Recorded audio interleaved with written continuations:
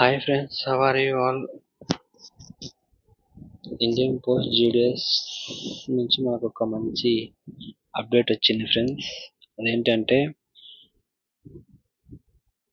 Second list మనకు కోర్టులో second list ఇంకా రాలేదు కదా. దానికంటే ముందు మనకు ఫస్ట్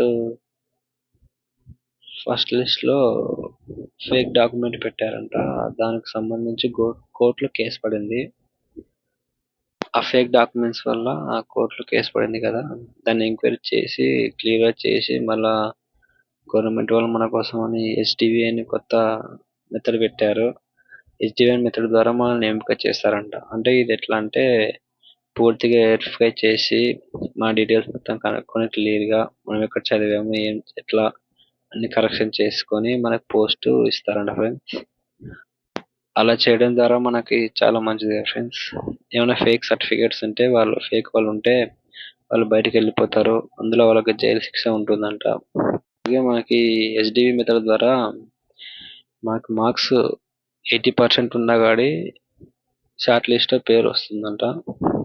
సో ఈ హెచ్డివి మెథడ్ మనకు చాలా గుడ్ న్యూస్ అనుకుంటా friends. So thanks to the government. Thank you for watching. Like and share and subscribe my channel to support them. Bye.